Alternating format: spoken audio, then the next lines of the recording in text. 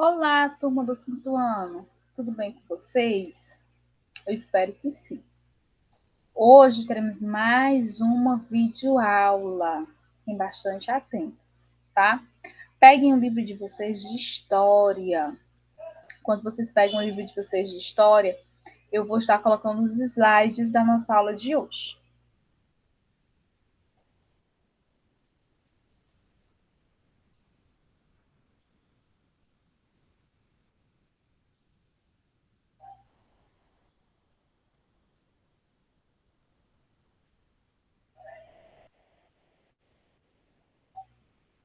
A nossa aula de história de hoje, né, tem como a data de hoje, 11/2, nós vamos estar falando sobre os sujeitos da história, né?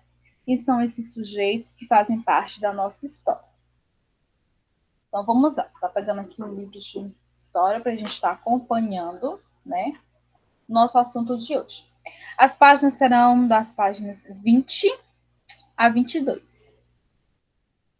Estudar as experiências e interações humanas no decorrer dos tempos é um trabalho do historiador, né? Então vamos lá. Colocando aqui na página, a gente acompanhar bem direitinho. Pronto. Então vamos lá. Estudar, né, as experiências e interações humanas no decorrer dos tempos é o trabalho do historiador. O que é um historiador, né? Vocês vão ver já já. Esse objeto de estudo é resultado de ações, né, de todas as pessoas, ou seja, todo mundo faz a história.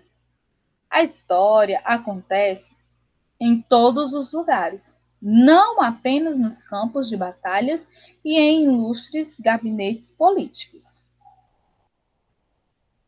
Aqui a imagem que eu coloquei para vocês, né, é de uma imagem que faz parte, né, dos tempos históricos, né, onde muitas coisas hoje nós sabemos por conta desses historiadores, que eles vão à procura, né, de fontes, de histórias, de fatos que ocorreram.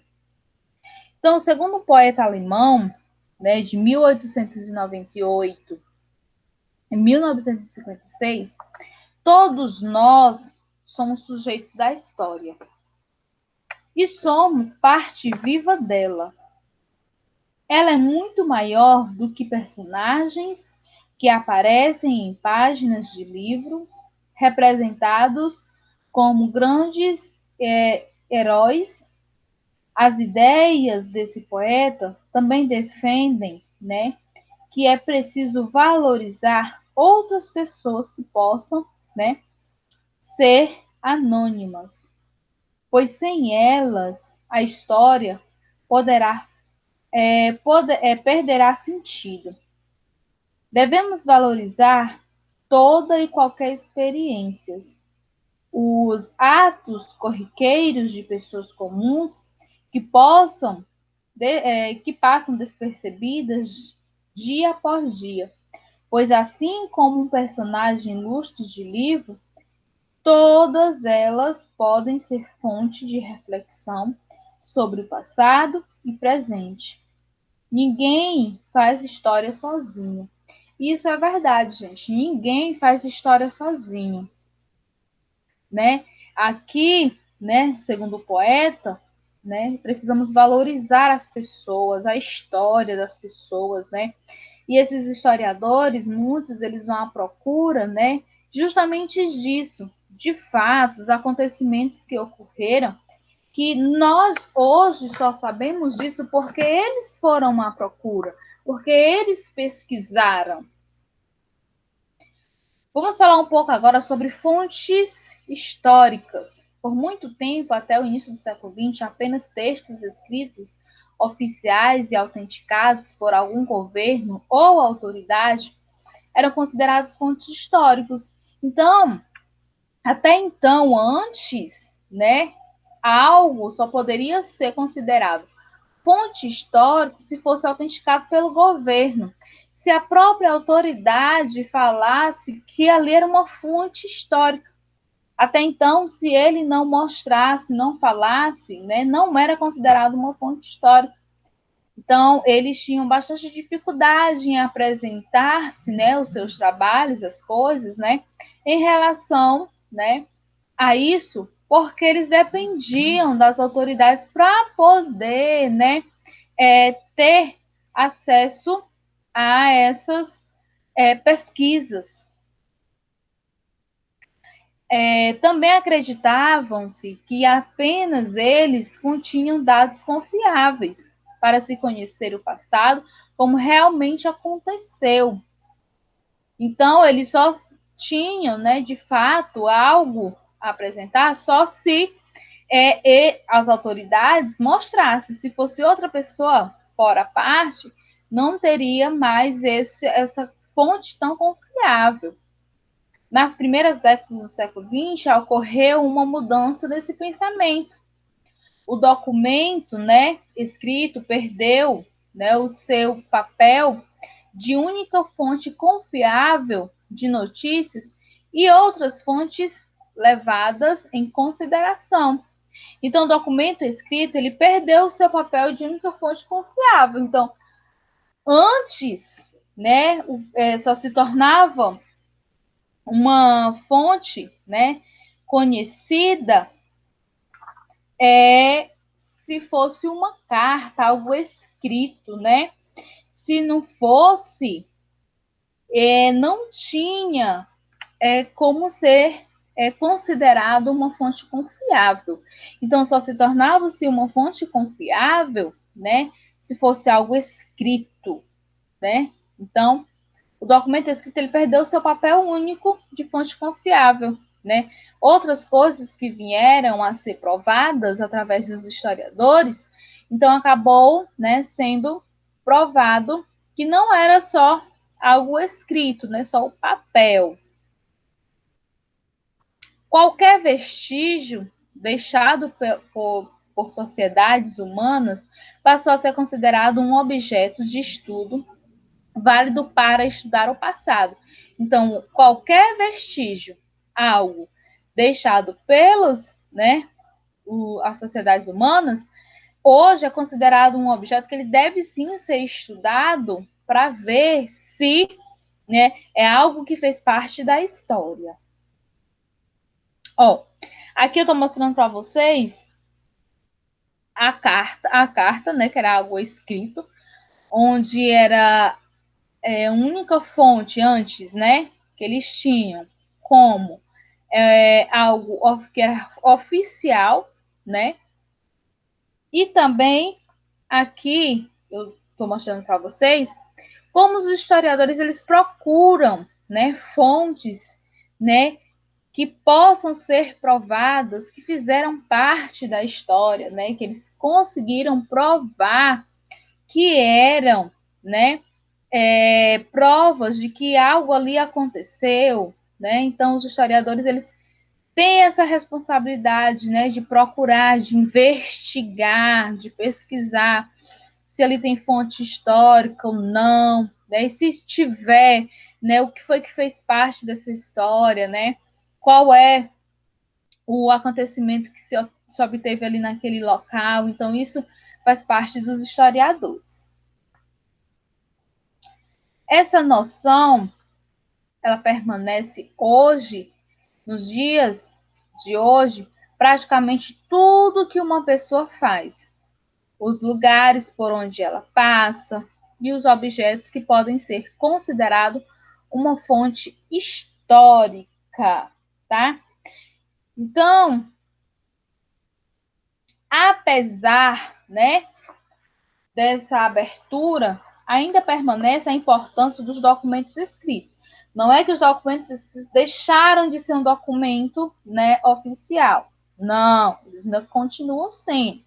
Mas eles foram resignificados, ou seja, em vez de se estudar apenas o documento que nos diz, sem o contestar, olhamos, né, o objeto de estudo e nos perguntamos: quem o escreveu assim, né? Quem foi que escreveu assim este documento, né? Ou só existe esta versão da história? Ou ainda, o que queriam as pessoas que escreveram este documento, né? Então, essas perguntas fazem com que os historiadores eles procurem fontes, né, que venham, né, a ajudar, né, a identificar esses assuntos, né? Então, os sujeitos da história hoje, eles fazem parte da história, porque são eles que fazem as pesquisas, são eles que vão à busca, são eles que procuram, né, a história, tiram fotos, pesquisam, estudam, né? Então, isso faz toda a diferença. O documento oficiais atestado por um governo conta apenas a história de determinada classe social, esquecendo-se dos pobres. Agora a gente vai ver os tipos de documentos históricos, né? Quais são esses documentos históricos que são apresentados.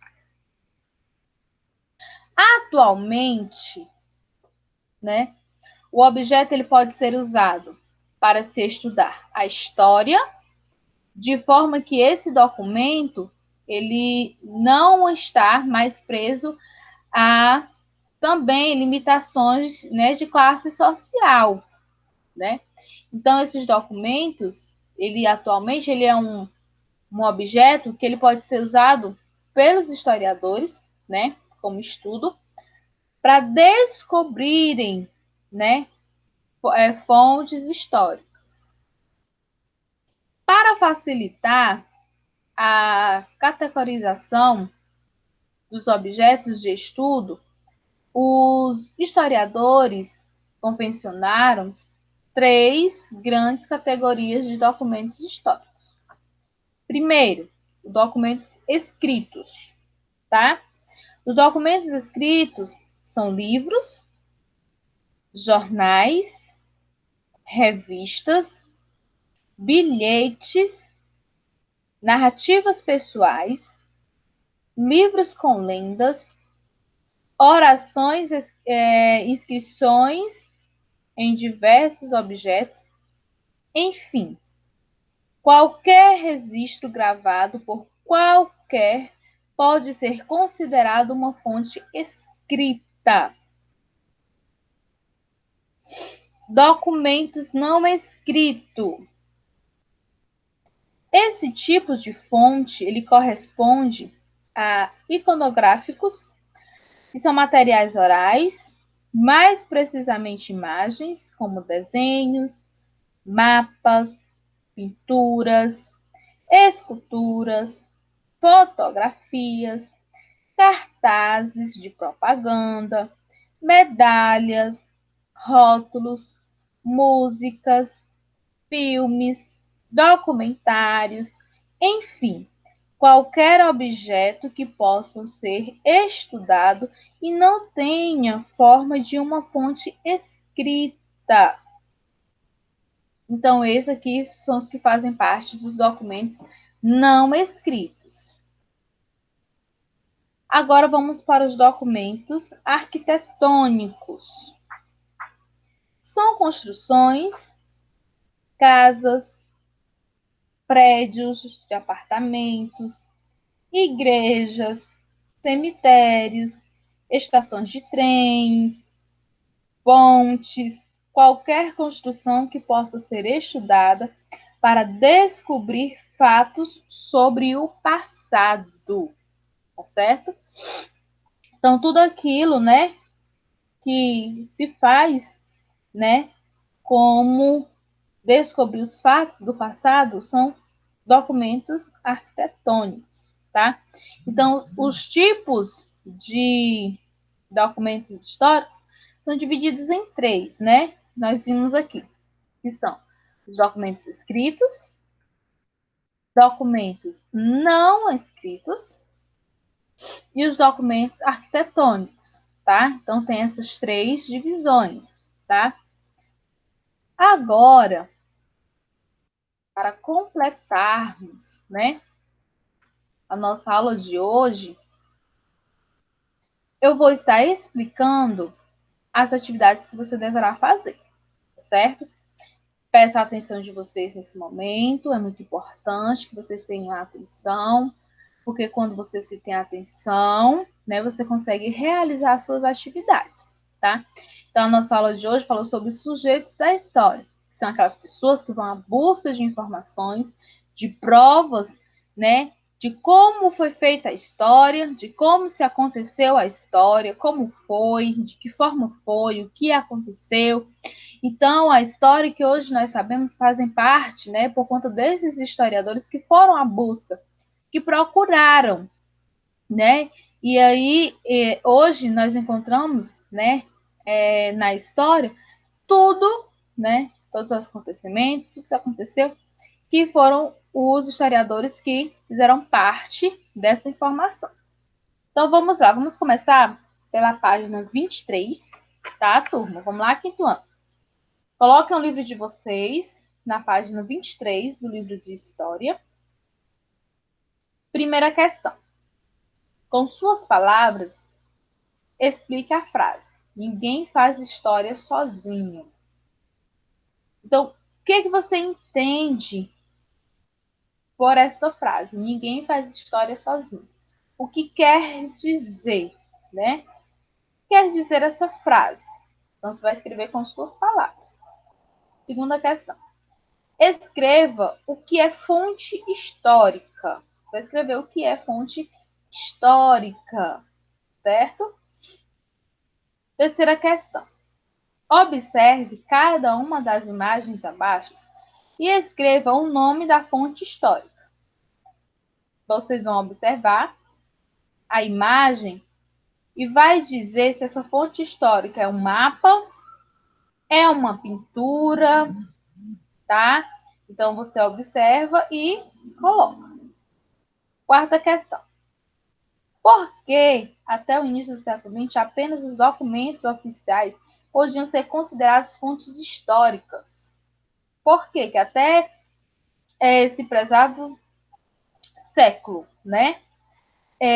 Só podiam, não, desculpa, porque até o início do século XX apenas os documentos oficiais podiam ser considerados fontes históricas. Então, por que que somente os documentos oficiais eram considerados documentos históricos? A gente até falou isso logo no início da nossa aula. Quinta questão. Na historiografia, o que aconteceu com o documento escrito oficial no começo do século XX? Aí você vai escrever. Sexta questão. Nos dias de hoje, ainda usamos documentos escritos como fontes históricas. Da mesma forma, justifique sua resposta. Então, nos dias de hoje, ainda se usa-se, né, documentos escritos como fonte histórica ou não? Sétima, observe cada uma das fontes históricas a seguir. Depois, pesquise e escreva em que local elas são arquivadas ou armazenadas. Oitava questão. Sublinhe as frases corretamente. Então, as frases que estiverem corretas, você vai sublinhar. O que é sublinhar? Passar um traço, né, na frase que está correta. A frase A diz assim: tudo que serve como fonte de informação para a reconstrução de fatos históricos é chamado de fonte histórica. B. As fontes históricas podem ser de naturezas diferentes. Isso é correto? Uma pintura rupestre é uma fonte escrita. Isso é correto? 9. Numere as fontes históricas corretamente. Você vai observar as imagens, vai colocar 1 por documento escrito. 2, documento arquitetônico. 3, documento não escrito. 10ª e última, observe os equipamentos e instrumentos, utensílios ou artefatos que são objetos arqueológico e escreva no espaço abaixo o que você acha que eles são.